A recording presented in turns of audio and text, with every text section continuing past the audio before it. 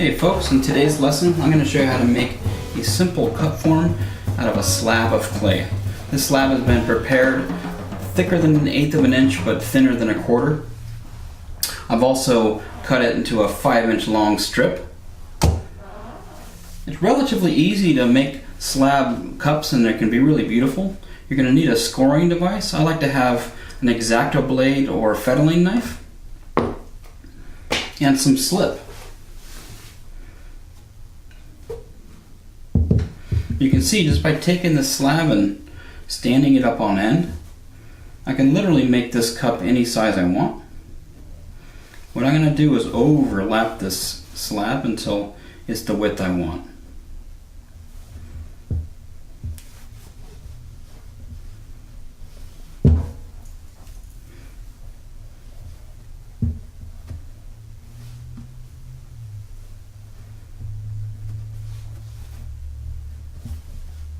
Okay.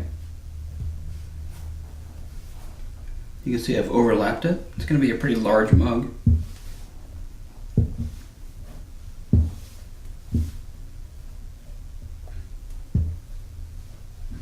What I like to do in this situation is go ahead and make a mark right where the overlap begins. And I'm going to make that mark at a 45-degree angle. I'm going to go ahead and take my fettling knife and I'm going to be cutting down that line all the way down.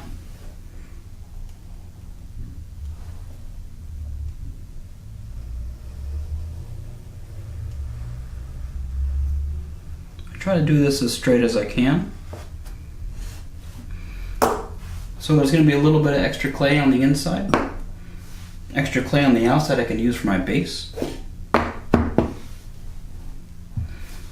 And by cutting it at a 45-degree angle, I'm really increasing my connection area. This is what's going to be glued together. It's almost going to be seamless. But anytime you make a connection in clay, we have to slip and score.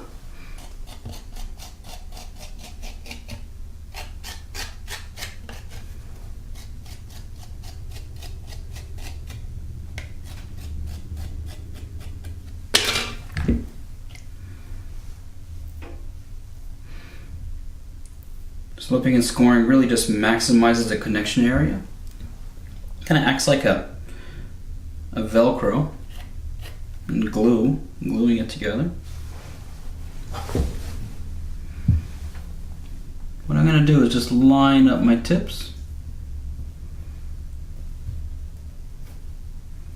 and lightly squeeze it together.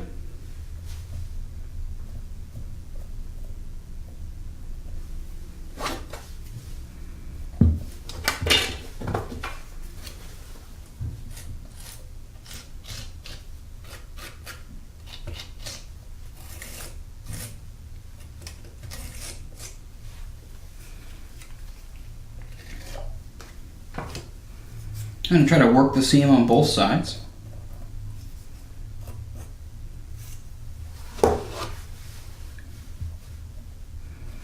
Now it's a good idea to let this homogenize for a while or it could fall apart.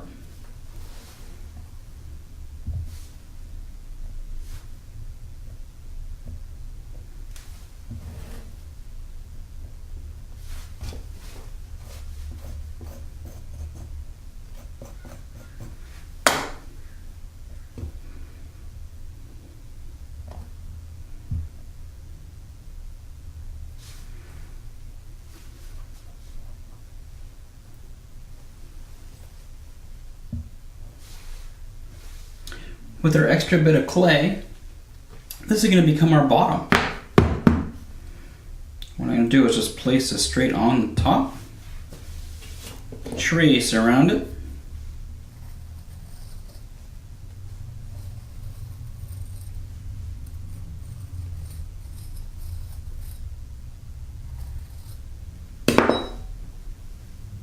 and then cut that out.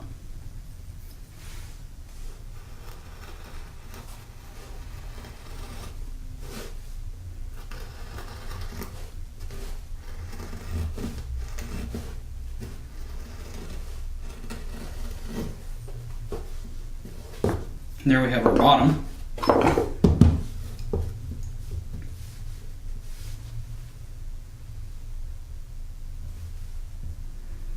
Let me go ahead and just put that on there to see how it's fitting. Okay, it's looking pretty good.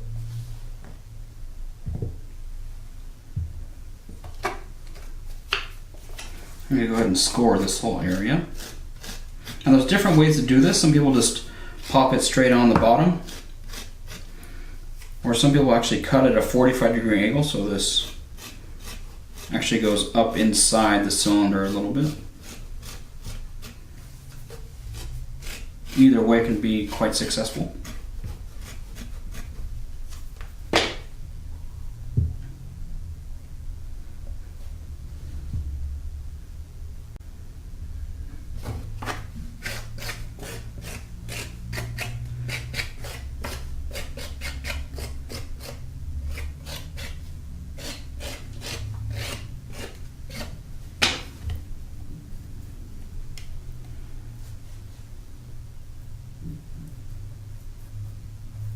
Go ahead and fill your score marks up with slip.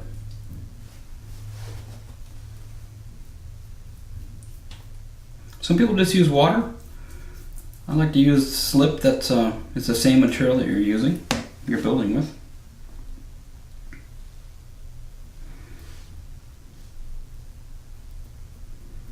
Go ahead and place them together and just lightly push all the way around.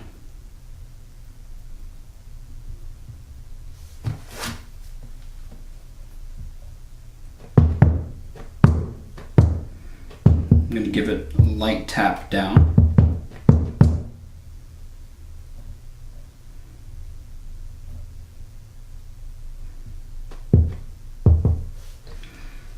You can see on the inside that there's a little bit of slip on the very bottom. This can all be cleaned up later.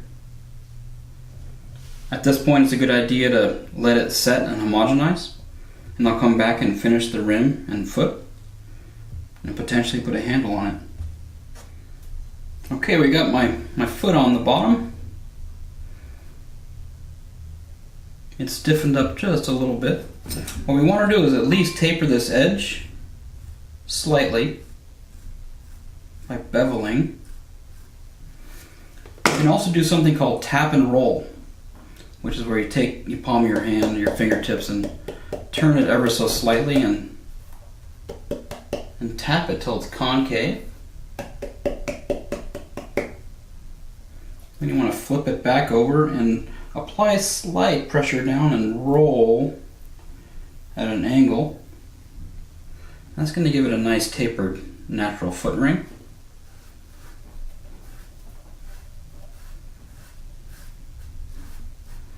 You can see it's just like a foot ring trimmed on the wheel. It's very, very even, and it minimizes the amount of material touching the table.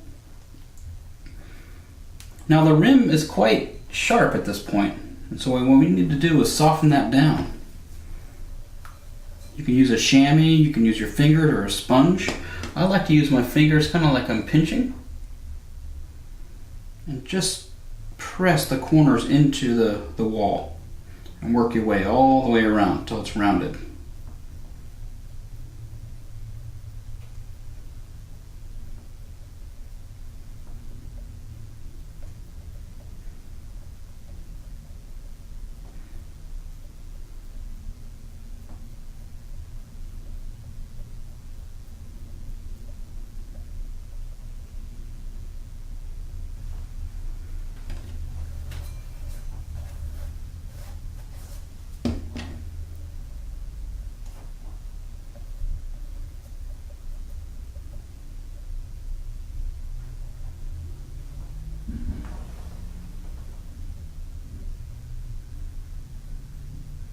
Okay, that's looking pretty good. You certainly don't want to leave a sharp edge. It just does not feel good to drink out of. In fact, it's nice to even taper it a little from the inside out.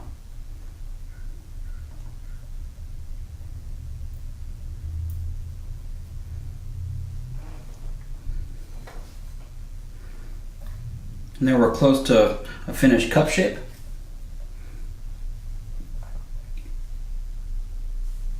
Now I'm going to let this set up a little bit and we're going to put a handle on it. Well, my cup has been firming up for a while. I can handle it now, it's not easily deviating. It's time to put a handle on it. What I like to do is identify where the seam is, which is going to be right around this area. And that's where I'm going to place the handle. That actually beefs up that seam a little bit, gives it a little bit more strength. But first off, we have to learn how to pull a handle. I like to start with a little wedged piece of clay like this, roll it out on the table. I'm going to make a tapered coil. You can do this just by applying a little bit more pressure with the side of your hand. And you can see it now, it kind of looks like a tapered coil. I'm going to go ahead and dip this in some water. And I'm just going to twist it in my hand till it's wet. And then I'm going to be making sort of like this A-OK shape and apply light pressure down and turn this sideways. You can see it's getting a little bit longer.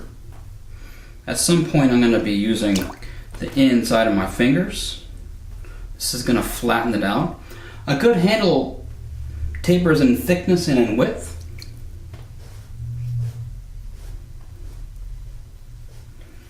I also like to run my thumb down the middle. This applies pressure to the inside of your finger, and that's really what's going to be holding the weight of the cup.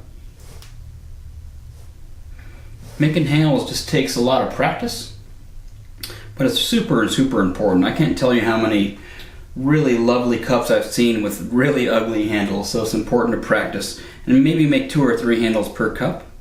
Go ahead and just let your handle sit in an arch shape on the table or drifting off the side, and let it dry till it's the same consistency as your cup. Go ahead and identify where that connection is going to be.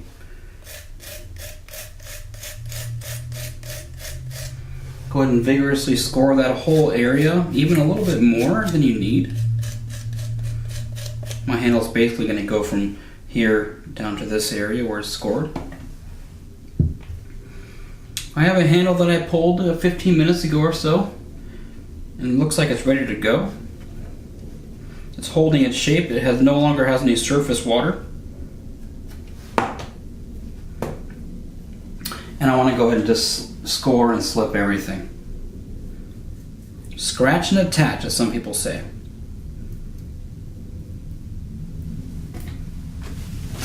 Now I like to wiggle these on.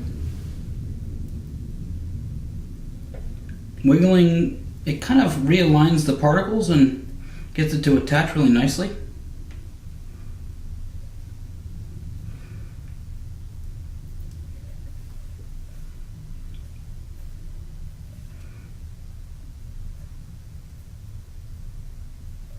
Press the base on.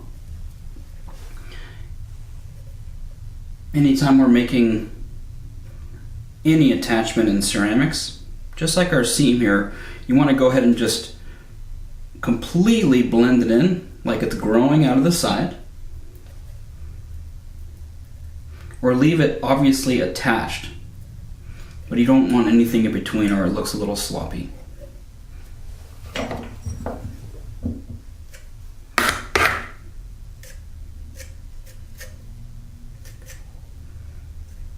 You can let this set up a little bit,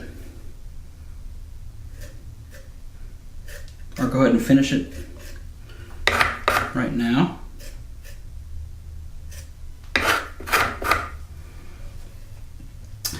Everybody has a handle that they like. I kind of like these 2 or 3 finger handles for bigger cups like this. But I also really love those little 1 finger handles on some dainty little cups. So it just depends on really what you're having. I'm going to go ahead and just clean up all the process marks. And that slab cup is basically done.